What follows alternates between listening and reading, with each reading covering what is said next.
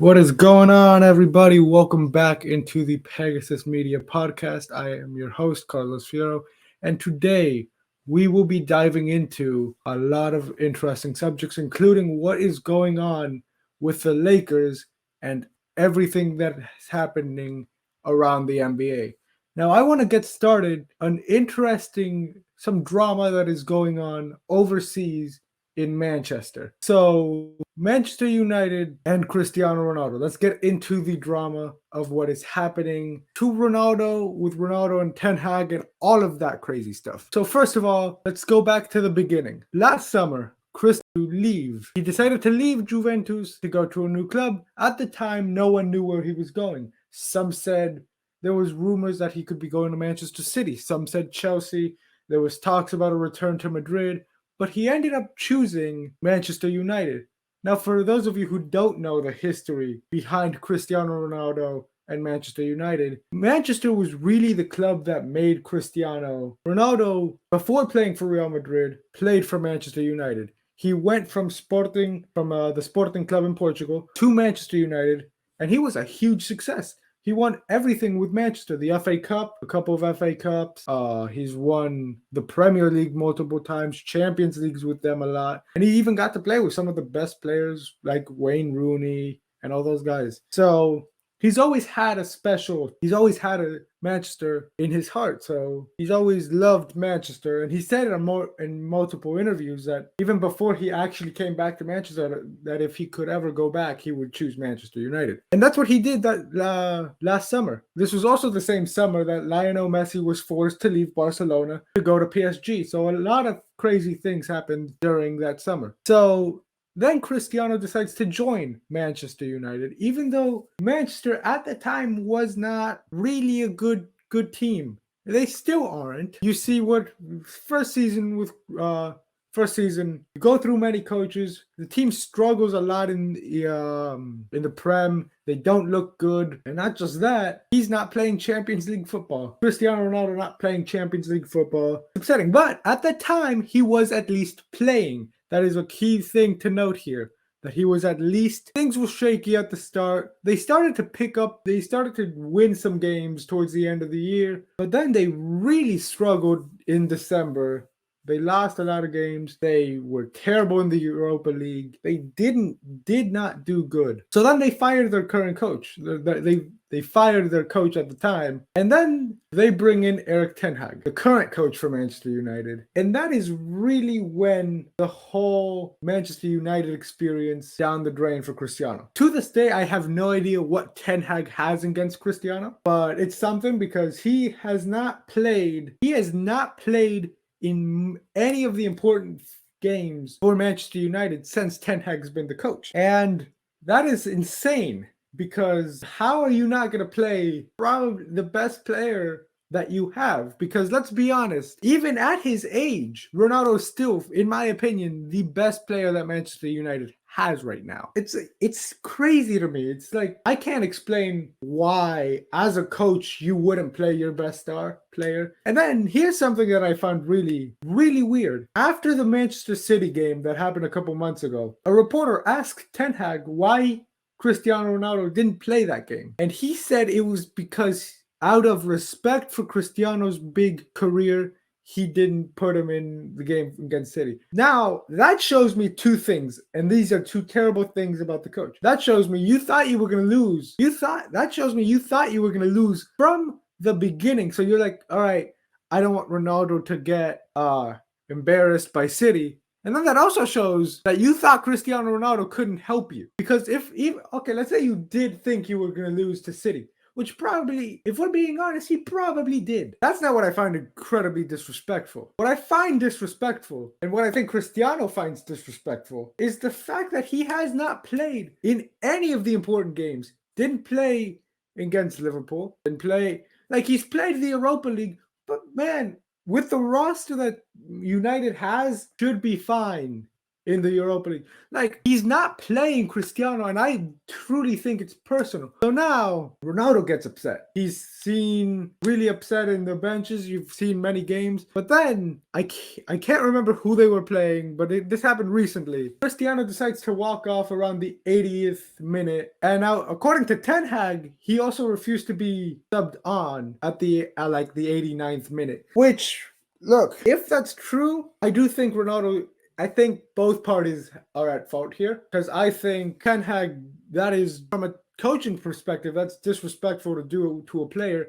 Like, yeah, you can do that to a player who's like young, who's an up and coming, who wants to get experience. You can do that to him just to let him touch but you're not going to do that to arguably one of the greatest players of all time. But now I also do think Ronaldo is at fault here because, man, yeah, I get it. You're upset and it's frustrating. But another thing you have to remember is you are still a part of the team. You are still a part of the club. And not just that, you are a role model to a lot of kids, a lot of people. So I don't think it was the best look for Ronaldo to walk off. I get it. Tensions were high. And yeah, I do think this whole situation is just really bad right now. I think Ronaldo should leave United.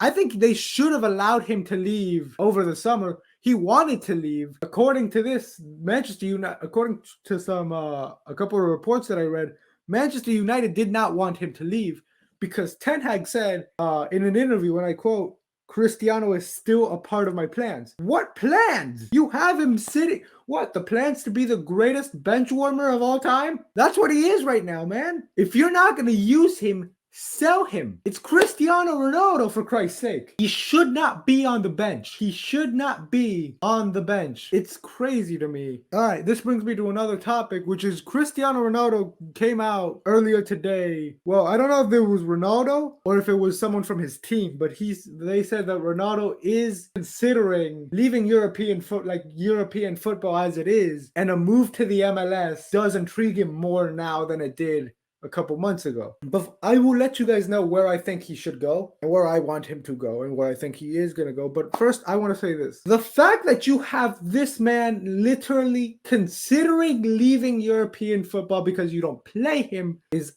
outright insanity. This is crazy, man.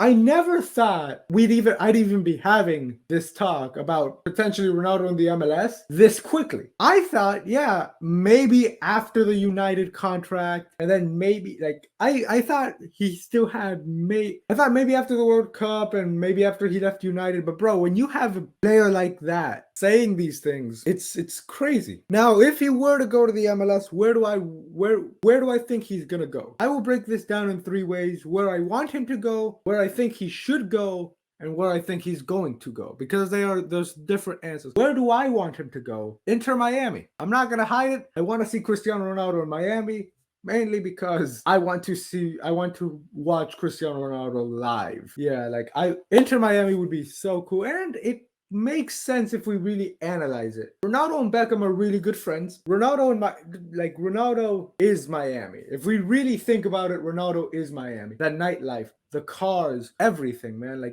Just when you think of who embodies a certain city, Ronaldo embodies the big cities like LA, New York, Miami. I want to see him in Miami. Where do I think he's actually going to go? I think he's going to LA. If he comes to the MLS, I think he'll probably do LA to LA. I don't think he's going to the Galaxy. I think he'd go to LAFC to play with his good friend Gareth Bale. Yeah, it would make sense. You get to play with your friend. You're in LA. And Cristiano Ronaldo, man, where would he fit best? Taking out the whole city situation and everything, where would football-wise, where would he fit best? Cincinnati, man. I think Cincinnati FC with Cristiano Ronaldo would be insane. Cincinnati, they are explosive, they're young, they have speed, and they're really, really fast. But they don't have that true finisher. And now if you put Cristiano Ronaldo on that team's dangerous. I went to an Inter Miami versus FC Cincinnati game a couple of months ago, and FC Cincinnati shocked me because I didn't think they were that good, but they showed out, and I believe it was a draw. I can't remember the exact score, but FC Cincinnati played so well, so well. So I think Ronaldo in FC Cincinnati. I think Ronaldo with FC Cincinnati would be dangerous. Here's another thing I'm gonna say, and I will go bold on this. This is gonna be like the first hot take of the episode. If he wants to leave, should he go? I don't think it's the MLS. I don't think it's the MLS. He should go back to Portugal. Go back to Sporting. Man, finish your career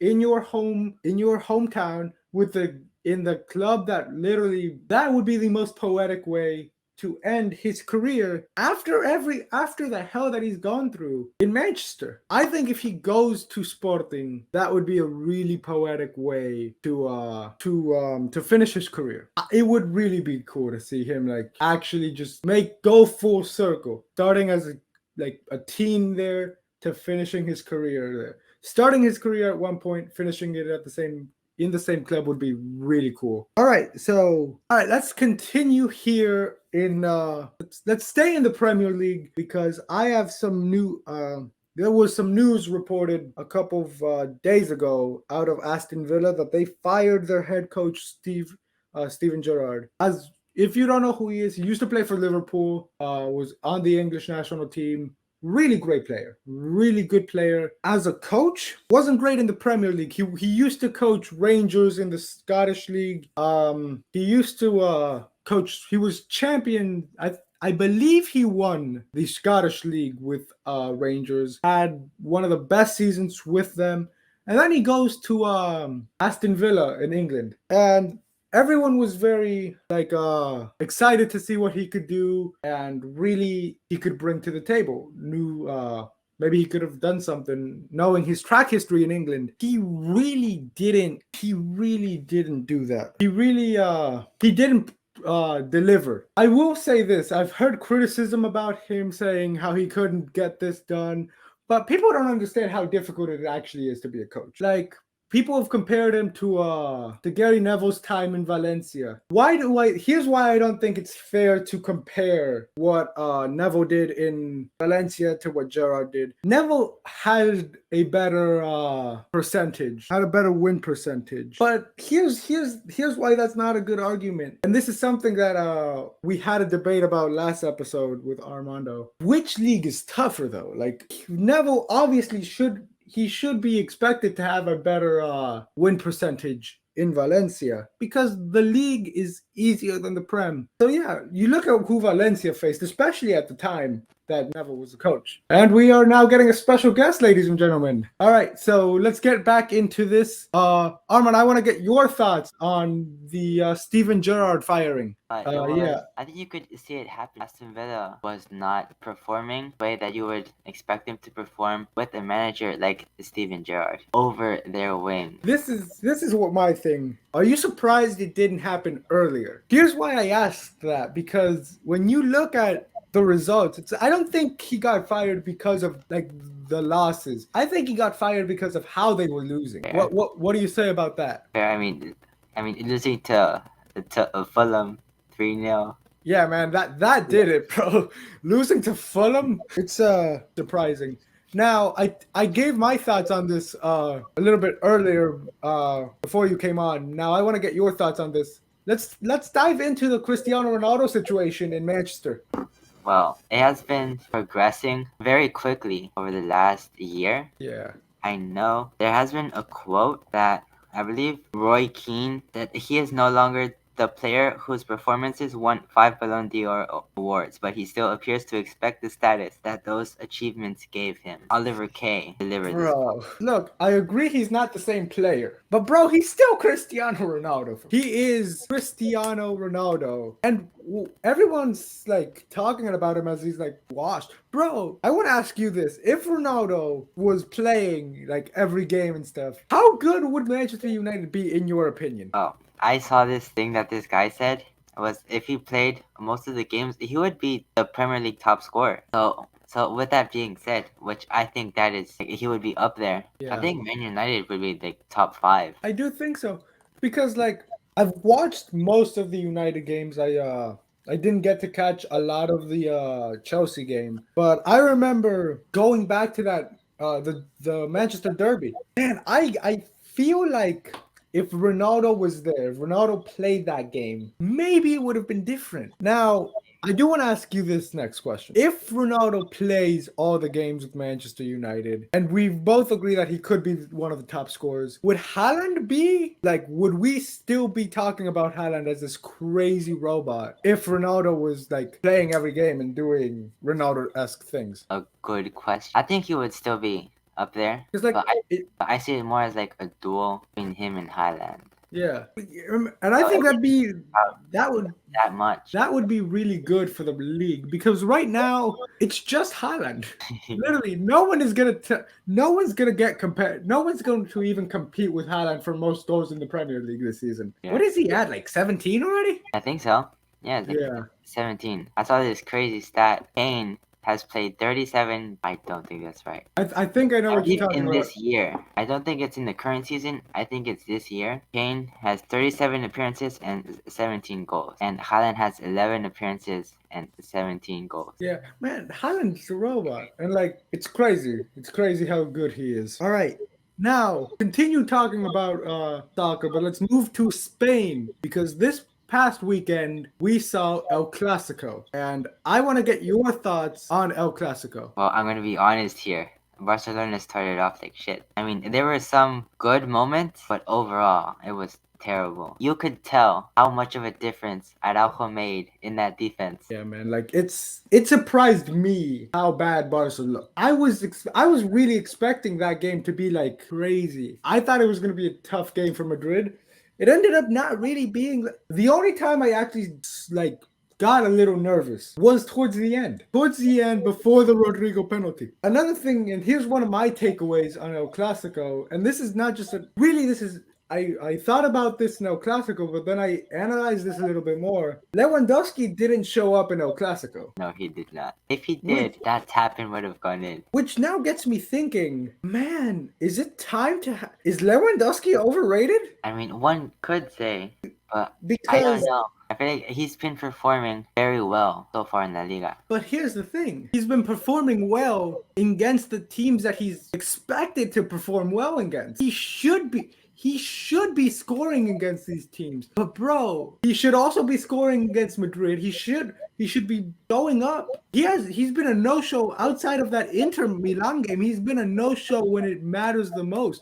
Bayern, he was nowhere to be found in Munich. He was nowhere to be found in in Madrid. I don't know, man. I'm actually worried about Lewandowski. I mean, it might be true because in the Bundesliga, it's just Dortmund, and then there's just all of those teams that don't put up a fight. And I know we're probably gonna get like destroyed on the comment section and in social media, but bro, Lewandowski has benefited from having easy competition. Like you just said, Bundesliga, besides Dortmund, it has no one. And then really, if you look at this, La Liga, outside of Madrid and Atletico, there's not a lot of good teams. And then Lewandowski plays the top team in La Liga, and he shies away from it. I want to ask you this as a Barca fan yourself: who is to blame for what happened in El Clasico? I think injuries played a part of it. I think Piqué started that game, right? I believe he did. Yeah, I heard a lot of people say Piqué and Yeah, I've heard a lot of people like blame Xavi and about starting Busquets. I'm wondering, and I want to pass this question off to you and everyone watching. Comment down below your answers. Was Sunday Barcelona being that did Barcelona lose that game, or was Madrid just that damn good? if you look at it, they have probably the best midfield in the world right now. Ballon d'Or winner, Karim Benzema. They have the best goalkeeper in the world. Who didn't play in El Clasico, by the way. True, but Lunin I feel like he is extremely underrated. Oh, absolutely, bro. And here's another thing, bro. We have an alien on our team by the name of Valverde. Like, bro, I'm genuinely curious. Was he was he a sniper in his past life? The accuracy this man has from shooting outside the box is insane. Toni Kroos tweeted something after El Clasico saying Valverde's top 3 in the world. Is he? I wouldn't, as far as say, the best midfielder in the world, but he is definitely the best young. And here's the crazy part, bro. Madrid has so much in that midfield. Chouameni, Camavinga, who hasn't had a lot of chances because of how good we have Modric, Kroos, Valverde. Like, bro, that is a world-class midfield. Benzema winning the Ballon d'Or. About damn time. Might I add. Yeah.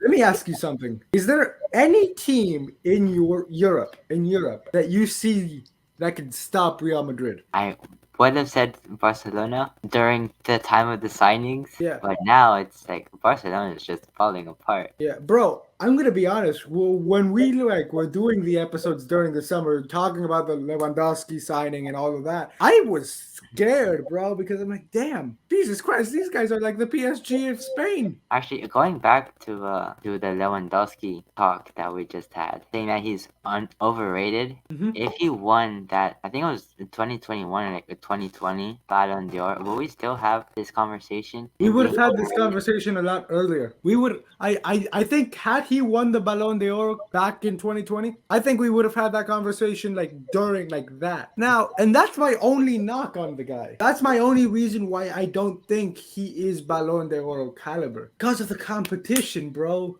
Like Benzema, part of the reason why he won it is because, bro, last season he was on a tear and he bored against really, really good teams like PSG, City. Who else did we play? Chelsea. Thank you. And actually, he didn't score in the final. No, Yeah. that was PSG, Chelsea, Liverpool. that alone, bro. That's a Ballon d'Or caliber. So that's And my I only believe issue he with had a hat trick Lewandowski. in all of those stages. Yeah, like He had that hat yeah, trick that is true. against He had PSG. a He hat had that trick hat trick against. against Chelsea. Bro, to score a hat trick against PSG, because like PSG's a super team. Let's be honest, they are. They were a super team at the time we played them. So now I want to get your thoughts, continuing on the Barcelona train, on the Barcelona group stage, on the Barcelona Champions League group stage. Our current situation right now, after that loss and the tie against Inter Milan, we are on the verge of going to the Europa League. But I've done my calculations. If Inter Milan, because no doubt they're going to beat Victoria Plzen, they have to lose against Bayern, which I hope they do. So if they lose and we win both games, then we could advance off goal difference. But here's the thing, dude. For all of that to work, the first thing is you guys have to beat Bayern. I know. Now, here's the thing. I sent you something earlier. Neuer, Leroy Sané, and Lucas Hernandez are all ruled out of the game again. I don't know if that makes much difference because they are pretty stacked. Yeah. I think the Neuer one makes a little bit of difference. But now here's another thing, bro. Inter has to beat Bayern. No, Bayern has to beat Inter, right? For this to work? Bro, here's what I fear, and here's a conspiracy theory that I actually have. Let's say you guys somehow manage to beat bro, Bayern is good. They're in already. So what if they decide just to say screw it and they let Inter win just to mess with Barcelona for taking Lewandowski? I die right then and there. I don't think crazier things have happened, but I want Barca to make it to the second round, man, because to have that team and to play Exactly. in the Europa League again, After all the trouble, all of that money spent. But it does show that much money being inverted into building a super squad, which is the same thing that PSG experienced last year. and here's something that I've thought about, like in the as we were building the show this week, I was thinking about this. It's crazy, dude. It's crazy how Barca's like fallen off in a way. In the Messi days, like in the peak Barcelona days, really, if you really think about it, in the peak Barca and Madrid days, Barca was always slightly better than Madrid. But now it feels like the tables have turned. I want to ask you this, and I believe I texted you this after a Clasico. How much pressure is on Xavi to win La Liga if they can't? If they get eliminated in the first round of the Champions, how much pressure is on Xavi to bring the La Liga title? All of it being brought in after Coman getting sacked, after getting eliminated in the Europa League, being brought in to bring a team of so much history back. He himself is on his way back to the Europa League. Yeah. he has to win La Liga. Otherwise, like, he's more than likely out too. The thing about winning, here's the thing, winning La Liga is going to be tough, really tough for Barca because of Madrid, bro. They're going to have to play Madrid one more time this year. Hopefully, it's different. Hopefully it's not different. I mean, hopefully it's a more entertaining game, but hopefully the outcome's still the same. At least more entertaining. Yeah, bro, we need that El Clasico. I'm like, damn, bro, what? Now it's crazy how much El Clasicos like have gone. Man, I miss Messi and Ronaldo. I miss Messi, Ronaldo in Madrid and Barca. So yeah, now let's close this segment off by me asking you this last question before we move on to a legend retiring. How worried are you as a Barcelona fan right now? Well, I'm not that worried because like I pretty much accepted being eliminated from the Champions. But yeah, I think La Liga is still a very good possibility. I mean, I think we can still fight. Hopefully, we can improve and start beating the important teams. Like you said, Real Madrid, top priority right now to beat. Atletico Madrid, maybe. But other than that, I'm not too worried. I mean, Barca being back in the Europa League. That's not what worries me. What worries me is how do you think like being eliminated is going to affect the players mentally when it to continue the season? I don't know. Thinking about it, I think we might. I mean, it's gonna be a fight still, but thinking about the other teams, I think like Juventus. Manchester United is a threat in the Europa League. One more team that was dropping from the champions into the Europa League. Barcelona, Juve, Manchester. Well, technically, Manchester isn't dropping. They are. Yeah, they're already there. Yeah, so is Roma. But it was probably those four. Yeah, a lot of big names in the Europa League this year. Who would have thought, bro? Who would have thought Barcelona, Juventus, and Manchester United be in the Europa League? Imagine like someone telling you this like 5 years ago that Barcelona, Juventus, and Man United would all be playing in the Europa League. Is this an end to an era? It truly is. I mean, maybe.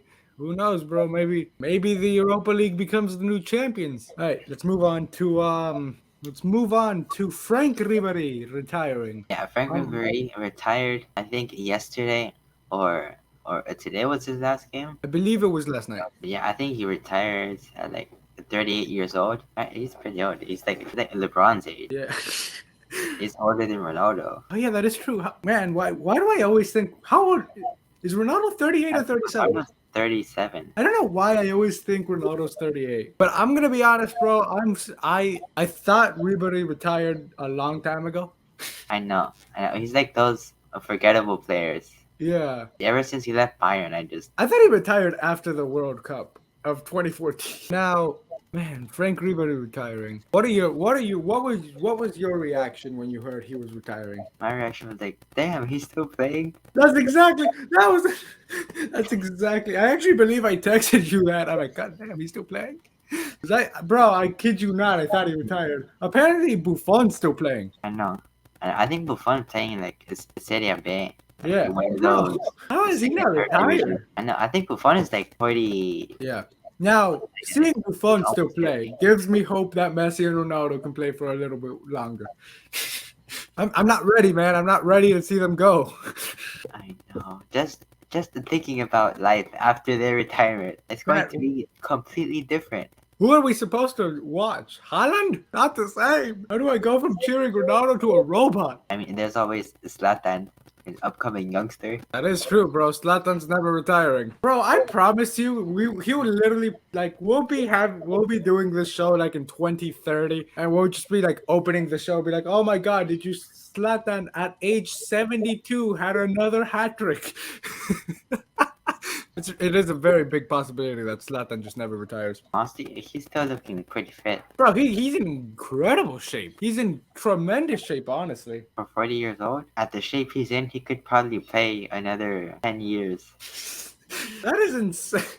That is crazy. That is like insane, bro. That would make him that if I'm not mistaken, that would make him the oldest player to play soccer professionally. Now, speaking about Zlatan, this actually brings up an interesting point and a question that I want to ask you. Is Zlatan the best player to have never played in a World Cup? He's never played in a World Cup? Sweden has not made it to a World Cup yet. That is actually insane. Yeah, I don't think they have. At least not in like recent times. Actually, hold on. Well, Sweden has made it to the World Cup before. He just hasn't been part of those teams. He very well might be. Honestly, I can't think of another big name guy that isn't from one of those big countries. Well, right now we have like Haaland. But Bro, like, you he's know still what's young. crazy? He might never actually play in a World Cup. He's in Egypt. They haven't made it to a World Cup yet. That's it. Like, Senegal did them dirty. Senegal's in this year's. Like, I mean, like, Senegal did Egypt dirty. Like, did you hear what happened? And like, did you see what happened? Salah was going to take a penalty, and I think it was the penalty that could put them into the World Cup, and the fans were pointing lasers in his eyes, and he Bro, missed it. that should be investigated, dog. That's ridiculous, man. All right, what is next? I'm mistaken. Is that all the soccer stories? Oh no, I'm forgetting an important one, bro. Benzema winning the Ballon d'Or.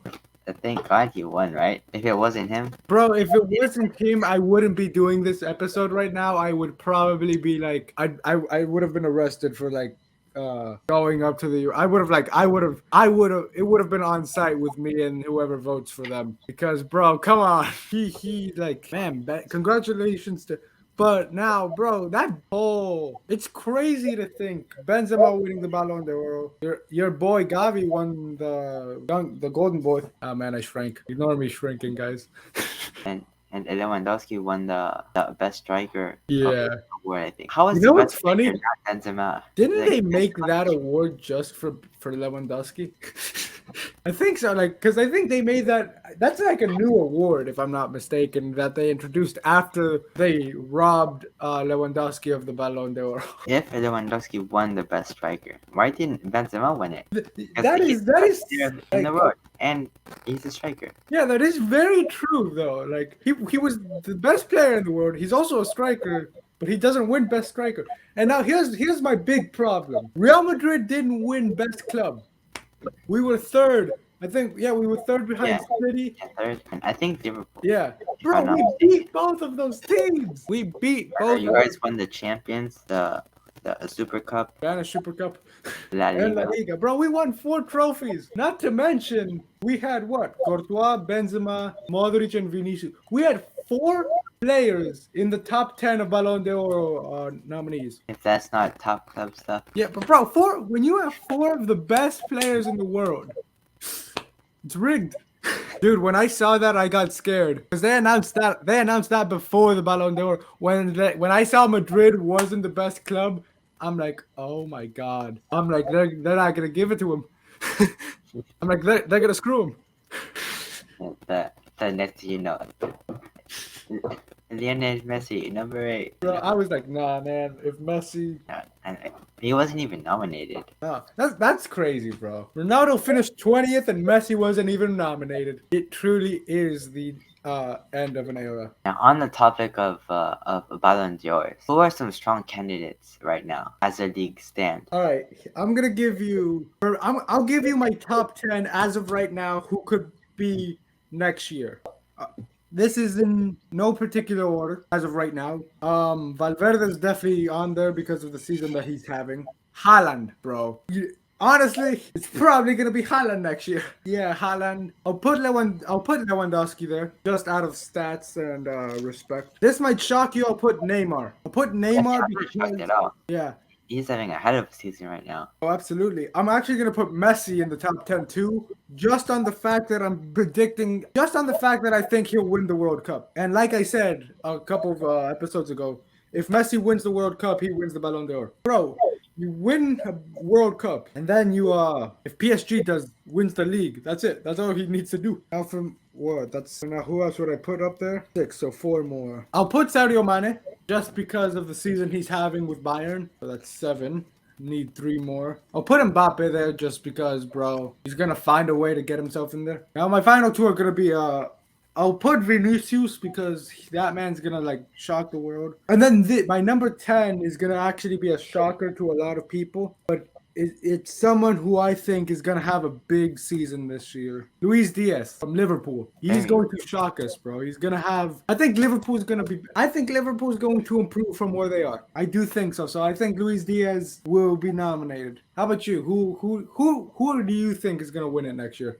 All right, in no specific order. I want to say Messi because he's having an extremely good season in PSG, a comeback season, performing very well. Mbappe because he's scoring just off of that, and like you said, he's gonna find a way to get himself in there. But come on, 20 goals in like 8 games. That's Lewandowski. I think Darwin Nunez is gonna surprise this season. The only reason I didn't put Nunez there is because I don't know if he can stay healthy. I want to go Vini, Valverde, and Rodrigo. Yeah, bro, man, Rodrigo, he's something. Rodrigo's special, bro. We'll get into more of like, bro, it's crazy how good Brazil is, bro. And we'll get into this in a couple weeks when we do our World Cup preview and predictions.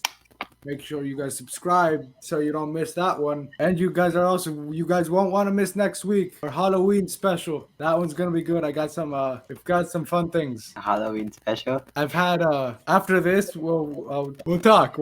It's gonna be a good episode. I can just tell you that. So you guys have to make sure you do not miss that one. So make sure you subscribe. Letting you guys know right now. All right, let's move on to the NBA because that has kicked off. And let's talk about some crazy things. Let's talk about like the performances on opening night, bro. Absolutely. A lot of players have popped off, Zion Williamson being one of them, coming off obesity issue. Man, he had 25 points, 9 and 4 steals. He went from Peter Griffin to LeBron James. Bro, can like how about the fact that they beat the Nets? They didn't just beat the Nets, bro. They dominated them. I watched the game, glimpses of the game. Bro, New Orleans looked dominant. New Orleans dominated them, which now brings me into a question. How good did it feel to see Zion Williamson back? It felt nice. I heard some people saying that Duke Zion might be making a comeback, and I feel like that's too much, but he certainly did surprise. This is something that was funny. Obviously, it's not a real quote by KD, but what was it again? That was I have Martin Luther Irving and Brick Simmons on my team.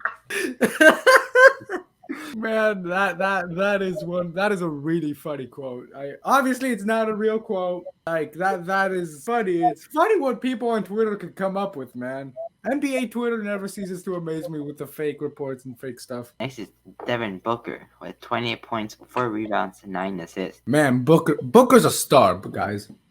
Booker, here's what I'm gonna say right now. The world better watch out for Devin Booker because he is going to have the best revenge season. Because bro, he got owned in Game 7. He got owned.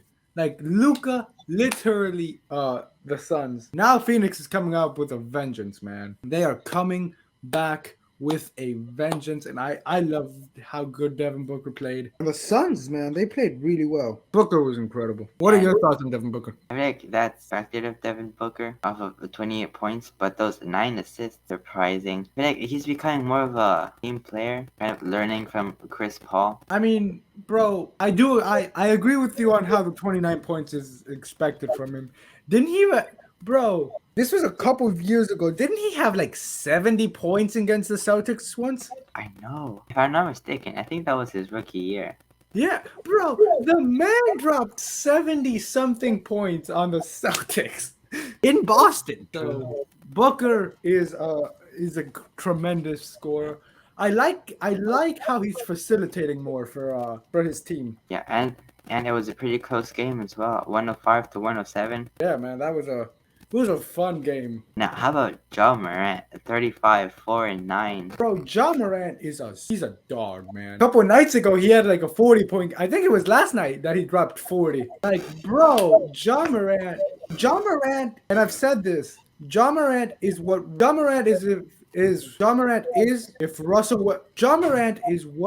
Westbrook is if Russell Westbrook was actually good at basketball. If Westbrook didn't suck, he would be Ja Morant. Like, man, Ja Morant is such a fun player to watch. 35, then he drops 40. Bro, he's incredible. He is incredible, man. Right next, DeMar DeRozan, 37 points, 6 rebounds, 9 assists. This one hurts because it came at the hands of the Heat, which, by the way, bro, how about the god awful start the Heat have had? 0-2 currently. Well, we're we One. are 1-2. We beat the Raptors last night. But bro, to start 0-2, and here's my problem, and I'm gonna go deeper into the Heat in a random sports guy episode coming out pretty soon. But bro, the Heat did nothing in the offseason. Nothing. True. We I know did they were caught up nothing. in the KD thing. They were caught up in a lot of star Bro, players. we were rumored to literally get everybody. Mitchell goes to the Cavs. KD stays in Brooklyn. The only thing we actually did do was get rid of PJ Tucker. Why the hell did we get rid of PJ Tucker? I think he also re-signed Haslam. Like he doesn't do anything. That one's just out of respect. I'm Yeah, out of respect. I I believe can never say anything bad about UD. I believe he's going on 20 seasons. Yeah. He is retiring after this year, though. Hopefully they give him an assistant coaching job. That'd be cool. But, bro, back to the DeRozan. DeRozan played. That was, for me, the best I've seen DeRozan since his Toronto days. After watching him last season, he's definitely been gaining on some form. He's turning into his old self again. Yeah. Now, I want to ask you this. Right now, in your opinion, which version of DeMar is better? Toronto Raptors DeMar or Chicago Bulls DeMar? Toronto Bulls, DeMar will always have a... Thank you. Dude, I heard Toronto Bulls. I'm like, what? Oh, wait, yeah. I just noticed that. Yeah, I don't know. I thought it was like a technical difficulty or something. Yeah. I am actually gonna say this, and I think the Bulls version is better than the Raptors version because for me he's more mature now than what he was in Toronto, and he's making less mistakes. Yeah, I will say this. Chicago DeMar, I believe, is a better all-around player than his time in Toronto. Now, what I will say, I do want to bring this point up. Part of the reason why I think he's a better player in Chicago than he is in Toronto is because he went through everything he went through in Toronto. And he also got, like, bro, let's not forget, he was coached by Greg Popovich for like a good 2 to 3 years when he was in San Antonio. So that helps too. Definitely. Being coached by arguably coach in NBA history, a big plus. Damian Lillard, 24-8. Bro, Damian Lillard is just Damian Lillard. He like just dropped 40 today against the Lakers, which we're gonna get into the Lakers because boy do I have things to say. I know it's early in the season, but I want to ask you this. Is this the year that we see Damian Lillard win MVP? Hopefully, I mean, he deserves to win something. Yeah, bro, he needs something. He needs to have like something, man. Because a championship ring probably not gonna happen unless he leaves Portland. And we both know he's not going to leave Portland. Yeah, he's not leaving. He's loyal to a fault, which is a good thing, but in this case, it might be hurting him. Man, Damian Lillard, he is such a fun player to watch. Last year, he was dealing with the injuries, and it was kind of disappointing to watch and stuff. But yeah, I enjoy watching Damian Lillard. He's such a great player. I loved his performances to that on opening night. And now tonight against the Lakers was crazy good. It's Rudy Gobert with 23 points and 16 rebounds. Bro, that game was crazy. That Timberwolves game was... What was the final score for that game anyway? It was 108-115 to the Timberwolves. Yeah, man. The Timberwolves. I saw that opening night game, and I saw them lose to the Jazz like a couple nights ago. It looks weird to see him in a Timberwolves jersey. I'm surprised actually at how good he fit into Minnesota with Cat. Yeah, I'm surprised at how good that Timberwolves. And I feel like I'm always saying that, like each year I'm always surprised on how good the Timberwolves are. But bro, are they a threat this year? I would think so. Gobert, Cat, two defensive monsters. Not to mention Cat can shoot threes. And Yeah, then Cat D'Angelo could Russell. teach a thing or two to Gobert. And then D'Lo. You have Anthony Edwards, who's a beast. Bro, he's like a beast, dog. So yeah, I think the Timberwolves are a really good team. Yeah, moving on. Paulo Banchero, the third player with 25 plus points, 5 plus rebounds, and 5 plus assists. Kareem and LeBron. That's good company to be in during your rookie game. Bro, for your first career game and you get to be in company with LeBron and Kareem, he's such a good player. He's so good. And I can't wait for when the Heat play the Magic in Miami because I want to go to that game just to see Paolo. It sucks that Chet got hurt. Imagine the rookie of the year race between Paolo and Chet. What are your thoughts on Banchero? I mean, the sky's the limit. He is pretty fast. He is very fast. Yeah, but he's a lot faster than I thought he was actually going to be. Yeah, and he hustles, which is very good. And another thing is, dude, he also he plays the game with a passion. He loves the game. It's like there's players who you see like they don't hustle as much and they're just there, not like they're not really into it. This man's like into it. He hustles. He dives for every loose ball. It's like a good look for a rookie. How about James Harden? There is a couple things I want to talk about that game, but let's start with James Harden, bro. His performances are insane. But now here's my problem with it, and this has been my problem with James Harden all the time. He's an incredible regular season player. I need to see him do what he's doing now come playoff time. Exactly what I believe you said last. It is. As well. Yeah, and I believe he struggled in the playoffs. It's James Harden. He always does, bro. Now, I want to ask you this, bro. Joel Embiid. I mean, he's going after that MVP this season. What was that game? He had what? Like, in that Boston game, 26, 15, and 5. He was a beast, bro. How good is Joel Embiid, bro? Top 8 players in the league. I think what hurt him is the Sixers-Bucks game, where I think he, only had like 12 points. That hurt him. But man, I love Embiid. He's so fun to watch, bro. How about like the big men of nowadays, like Jokic, Cat, Embiid, Adebayo, like guys like that? That's really in the modern day, currently in the sport, it's important all of the big men to be able to do a little bit of everything to help the team. Yeah, and like I'm noticing this, and like we could literally do an entire episode just on this topic, but like, bro, the game is evolving. Like it's getting to a point where like the positions are literally like changing in a way that like if you think about it. Now, if you're a point guard, you have to like shoot the ball from like crazy long ranges. But like besides the point guard position, bro, if you look at the shooting, really positions are like kind of dying out because like now you can see any player run any position, bro. You could put LeBron at point guard. You could put LeBron at center. Like there's so much versatility in this modern day game. All right, let's move on. The Los Angeles Lakers, very faulty this season. As we're recording this, they are 0-3. They lost to the Warriors, Clippers, and lost to the Blazers. Let me ask you something before I go on a crazy rant here. Who's to blame for the Lakers? Honestly, I don't know, but I will tell you what. After that tweet you sent me, that they're like 20 off of 100. Yeah, they're like 20 out of 119 threes. Bro, they shoot way too much. Dude, they shouldn't be. Bro, there is no reason why Russell Westbrook should ever attempt a three-pointer in his life. Bro, why are you shooting? You might actually be worse than Ben Simmons. God, man. Oh, screw this. I'm going to look into the camera and I'm going to go on this rant right now. Bro, the Lakers, if you're a Lakers fan, I am truly sorry. This team is a disgrace of a basketball team. They are probably not a good dude. They might not even be better than the G League. They are wasting LeBron's years because they have a GM who has no idea what he's doing. Why are you shooting? If you see that your shot isn't falling, why are you even attempting 193 threes? Or like 113, I don't know. What, bro? Now, let me ask you something. How much of a blame does LeBron have? I don't think he is the sole problem. It is partially his fault because he built this team.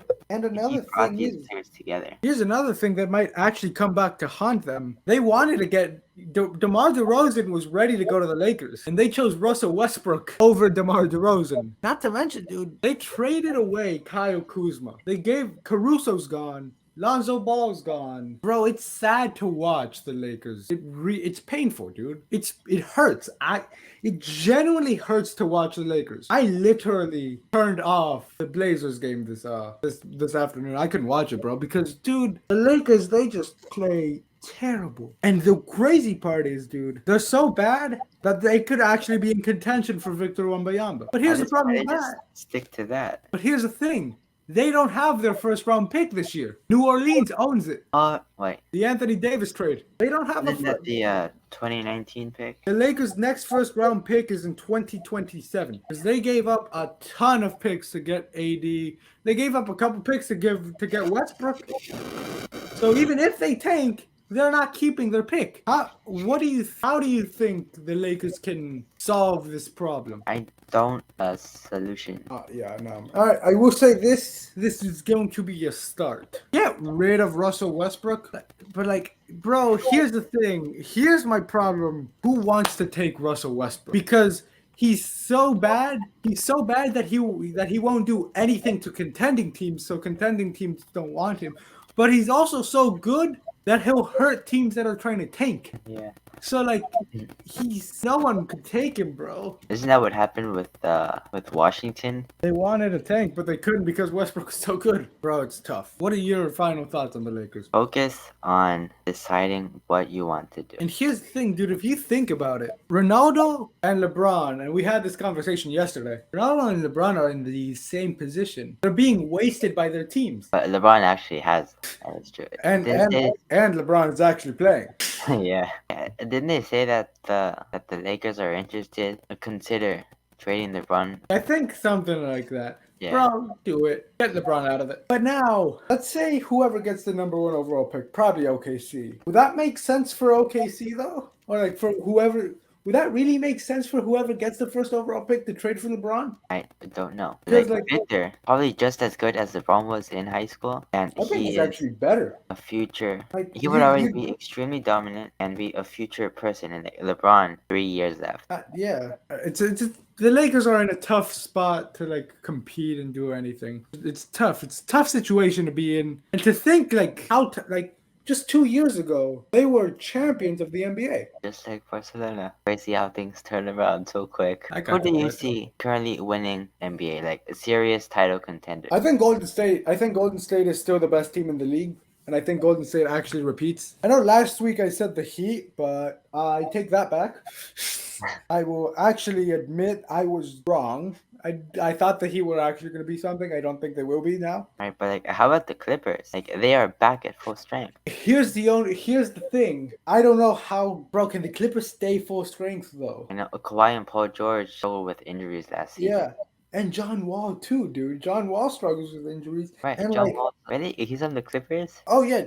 Yes, John Wall's on the Clippers. Well, I forgot about that. So did I until I saw him playing against the Lakers. And then, like, my problem with Milwaukee is, bro, Giannis can do everything, but you need someone else to step up. Middleton struggles with injuries and isn't always good in the playoffs. Philadelphia, James Harden's a liability in the playoffs. Brooklyn, we don't know if Kyrie's going to be available. We don't know if Ben Simmons just sucks. Man, like he's not good, man. And then who's left? Maybe the Grizzlies? I think it's too early for them. Yeah. Dallas, besides Luke, if you slow down Luka, you beat the Mavericks. It's difficult, dude. So right now, I would say Golden State. How about you? Who's the team that you think wins it all? I agree with you on the Warriors. I do have the Grizzlies. I'm not saying that they're title contenders, but the Rockets do seem to be turning around. I mean, I think Boston is a contender. The only reason I don't say them, and the only reason I have Golden State over them, is because of what's going on with their coach and the whole situation. So yeah, right now I think Golden State's the best team in the league and probably going to repeat. What's crazy thing is, bro, like they could actually just go, like they could rebuild that whole dynasty. They could literally win like 3 more. Steph has 4 rings, right? Yeah. Currently. So winning 7.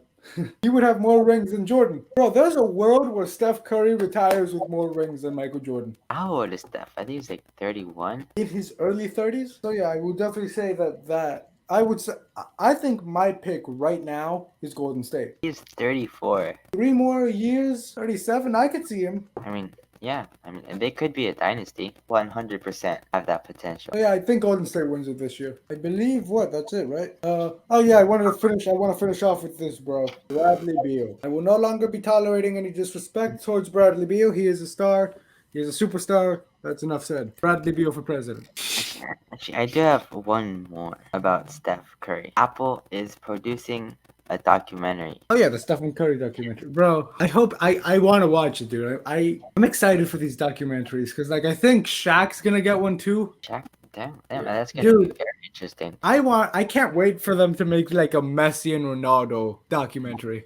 Honestly, there have been a lot of sports documentaries coming out recently. Yeah, and let's close the show off with this. What are some sports documentaries you would love to see? I would have to see Messi and Ronaldo sitting down like they did with that Shaq and Kobe. Yes, Just that talk. would be dope, dude. I would love to see like a you know who I would love to see have that like face to face conversation? Jordan and LeBron. That'd be cool. That would I be would love. perfect if LeBron actually manages to pass Jordan as the greatest. You know what I would love? The day that LeBron passes Kareem, I would love for Kareem to interview LeBron. That would be really cool. And I would love to see like I would love to see like a last dance type documentary on last season's Real Madrid, on last year's Oh Real Madrid. yeah. That'd be dope, bro. Or like a All or Nothing. That is true. Dude, I would love to see an all or nothing, but like combine Real Madrid and Barcelona and just follow both of them like for an entire year. All of these are very interesting. All of these are great ideas. These are great Hollywood, you documentaries. should take them. All right, Actually, I do so wanna talk about one last thing. Dude, the other day I watched the Redeem Team. bro, that is such a good documentary. I know, it's so inspiring. Bro, I have stayed up. Literally, I think like I binge watched it all in a night. I can't even remember. I know I started at like midnight. I don't even know what time I finished. I didn't even expect Kobe to be in it. I'm not gonna lie to you. The first time when I first saw Kobe on the screen, I actually started crying. I'm like, oh my god, damn. Cause it hit me that he's gone, dog. But yeah, bro, I love that documentary. It is very good. And I can't wait to see what documentaries they come up with after the World Cup. I don't care whoever wins it, but I just want to see a documentary like Road to the Bro, Cup. they should do like the FIFA should like get a licensing deal with like I don't know like Amazon or someone, and like they should do a whole documentary series of following around like the different countries before the world and call it Road to the World Cup, and then you can see what each country does to qualify during the actual World Cup. They did it with Argentina currently. I don't know if they're going to follow them during the World Cup. Yeah. I know they did it with I believe during La Copa America until the road to Qatar. Yeah, they should do, bro. They literally should do like a Drive to Survive type thing. Like Netflix has this really dope Formula One documentary called Drive to Survive, and it just follows all the teams around. They should do that, but like soccer and basketball style. Man, these ideas should be. We should do these ideas, bro. We should be hired. We should be high. We should be Hollywood executives, and then we could also produce Chucky versus Boss Baby. It will happen one day, my friend. It will happen. I mean, Christ's sake, bro. I have a Boss Baby here. I just get a Chucky, get a camera, and we make them fight to the death. We just make them fight to the death. This is one really weird episode. All right, so I think that is it, unless you have any other topics. Thank you so much for listening, everybody, and watching. For our YouTube audience, make sure you hit the like button and subscribe and turn on your bell notifications so you don't miss any of the exciting stuff we have, including World Cup coverage, a lot of fun stuff, our Halloween episode, and so much more stuff coming up. Thank you so much, everybody. Peace.